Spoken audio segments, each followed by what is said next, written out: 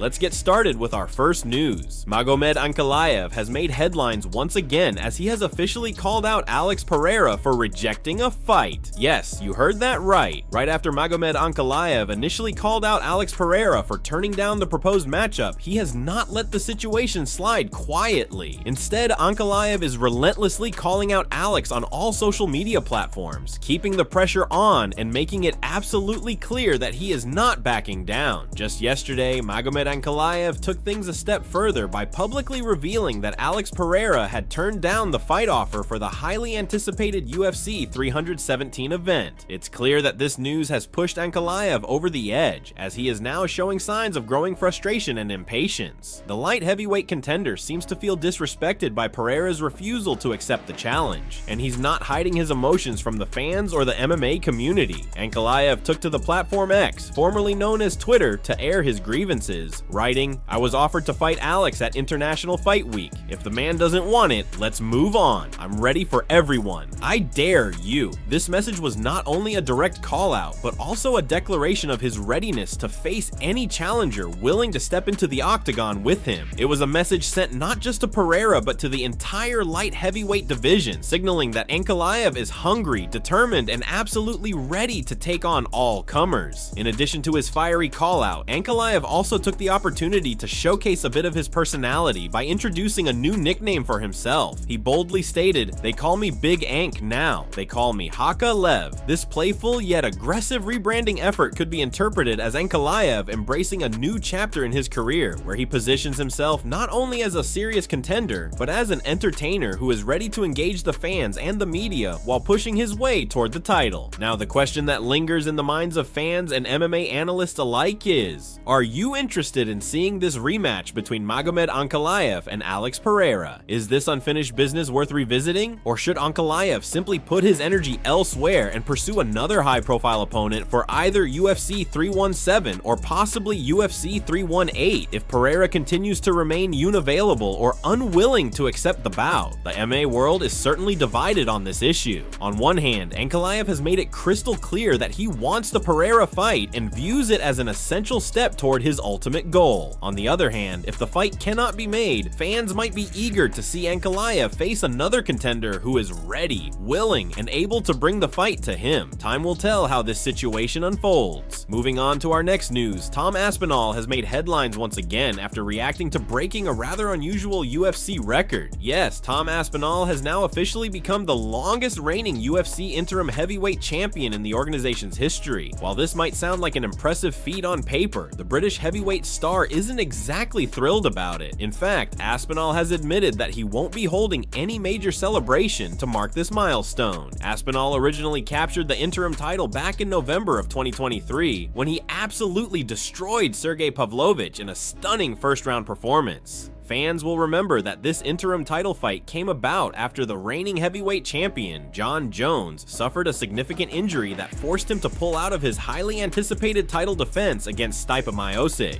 This unfortunate turn of events led the UFC to create an interim title bout to keep the division moving, and Aspenol seized the opportunity with both hands. However, what was supposed to be a temporary title reign has now stretched far longer than anyone, especially Tom Aspenol, expected. This is largely due to John Jones's continued delays and his apparent reluctance to defend his undisputed belt against Aspenol. The fight between Jones and Aspenol has been teased, rumored, and discussed countless times, but to this day, nothing has been officially booked, leaving the interim champ stuck in a frustrating limbo. During a recent video shared by Tom Aspenol himself on his social media platforms, the English powerhouse addressed the situation with raw honesty. He acknowledged that while the record sounds significant, it's not exactly a title he's proud of holding. In his own words, Aspenol said, "You are now the longest reigning interim champion? Yeah, a lot of that is bull. That is not something that I wanted. No, it's not something I'm not that proud of that one, to be honest. The interim title's nice, but the longest reigning one, I obviously wanted to contend for the undisputed in the time that I've been interim. So it's coming, it's coming, it's coming."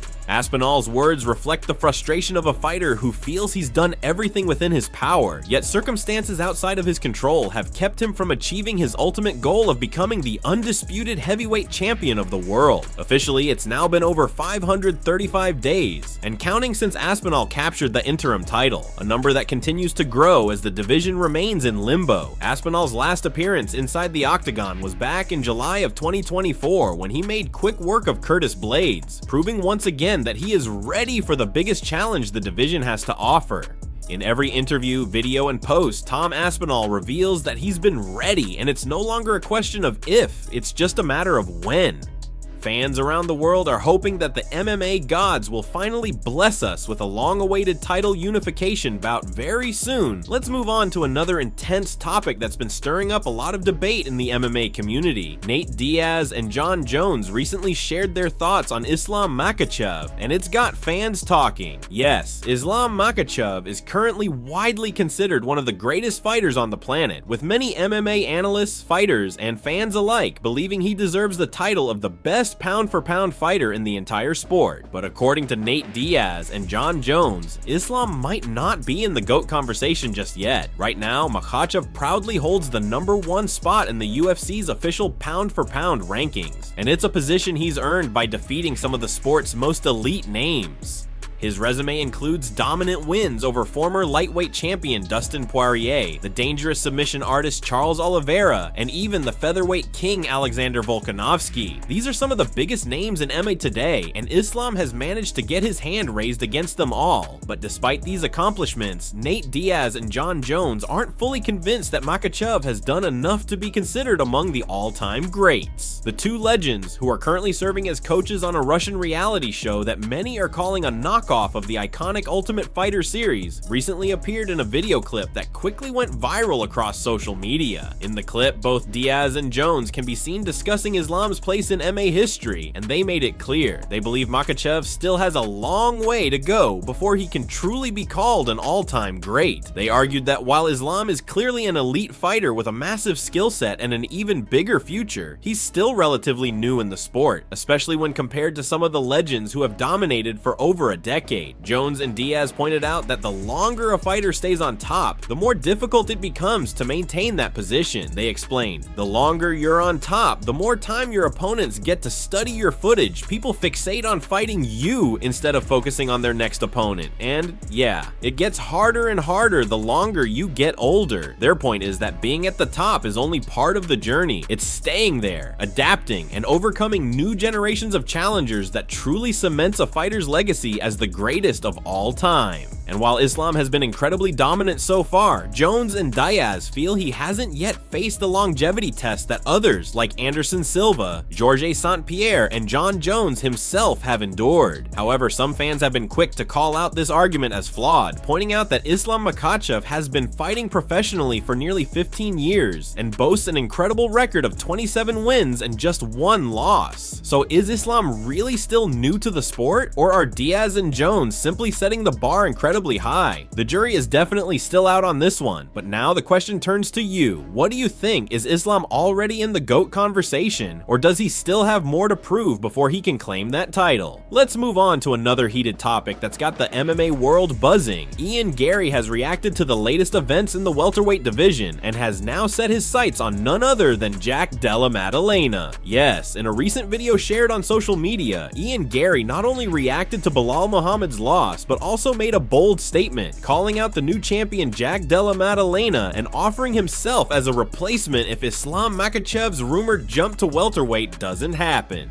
Garry didn't hold back in his comments, starting off by admitting he was wrong about Jack Della Maddalena. He said, "Jack Della Maddalena is now the new champion in the division because Belal didn't shoot any takedowns. Mental, I know." Garry made it clear that he believes Belal's failure to use his wrestling allowed Jack to capitalize and secure the win. But Garry wasn't done there. He went on to outline the fights he believes the UFC should make next in the welterweight division. First, Garry said he wants to see Carlos Patches square off against Jeff Neal, calling them two heavy hitters, two big southpaws, and saying it's a matchup he's genuinely interested in. Then, shifting his attention to Leon Edwards, Garry called out the reigning welterweight star for always moaning and complaining about fighting wrestlers. Garry had a solution: put Leon in the cage with, as he described, the most awkward striker in the entire UFC. Michael Venom Page? Garry added, "That's a fight I'd like to watch." But the focus quickly returned to Jack Della Maddalena, the man of the moment. While Garry did acknowledge Jack's impressive performance in becoming champion, he also threw some shade, calling Jack's style sloppy. Then, addressing the rumors that Islam Makhachev might move up to 170 pounds, Garry showed respect, saying if Islam does make the move, all of us welterweights have to take a step back and give the man the respect he deserves. However, Garry made one thing clear: if negotiations between Islam and Jack don't work out, there's no need to look further. Garry said, "Then you've got a tall, blonde Irish man who's ready to take over the UFC and get that belt." And he finished with a fiery statement promising, "I will smoke Jack Della Maddalena. I'll box the ears off him." Now let's shift our focus to Ariel Helwani, who recently broke down the chaos that's unfolding across two weight divisions, lightweight and welterweight, with Jack Della Maddalena now crowned the new welterweight champion and Islam Makhachev officially setting his sights on claiming a second belt at 170 pounds. The lightweight division has been left wide open. It's a situation that has shaken up the entire landscape of the UFC, and that's exactly where Ariel picked up the conversation on his latest show.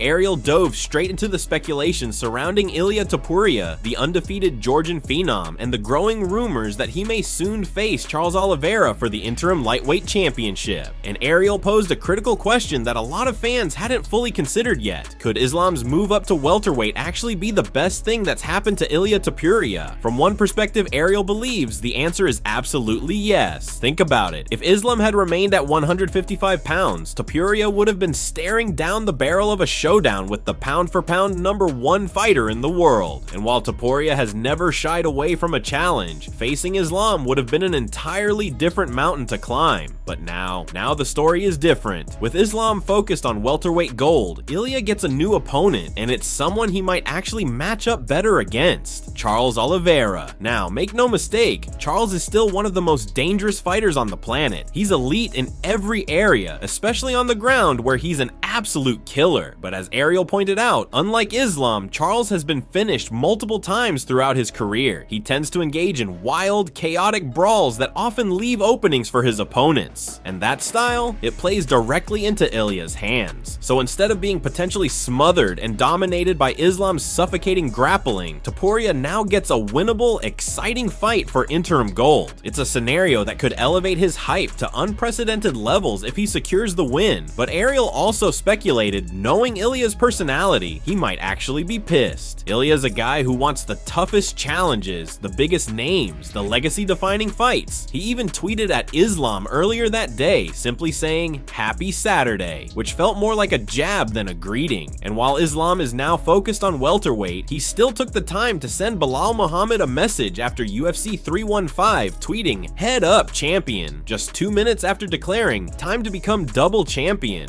Ariel summed it up perfectly. Eventually, all these roads will cross. It's just a matter of when. Now, let's dive into what Daniel Cormier had to say regarding the highly anticipated clash between Jack Della Maddalena and Islam Makhachev. Cormier, never one to hold back his thoughts on pivotal matchups, weighed in on what this fight could look like and why Jack Della's most recent win over Belal Muhammad might be the perfect dress rehearsal for what's coming next.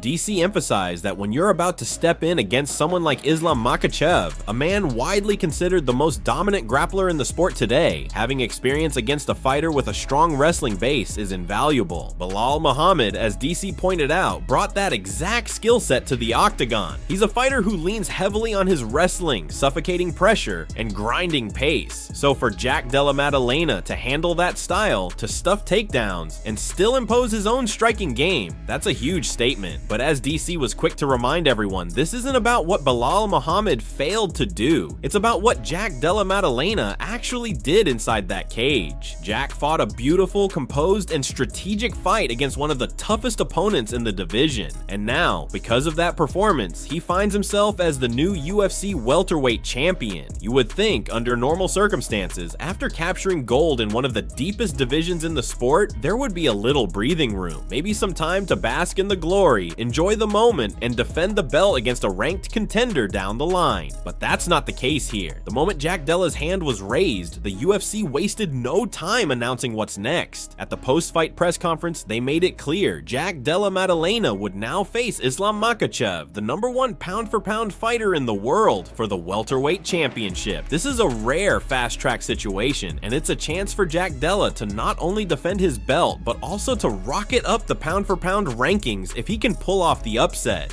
This is a guy who's undefeated in the UFC, riding an 18-fight win streak, brimming with confidence after a career-defining victory. And if there was ever a blueprint for preparing to fight Islam, Belal Muhammad provided it. Wrestling heavy, relentless, and challenging every second, DC hinted that he'll break down the stylistic matchup even deeper as fight night approaches. But for now, he left no doubt. This is a fight that has him fired up, and he knows fans around the world feel the same way.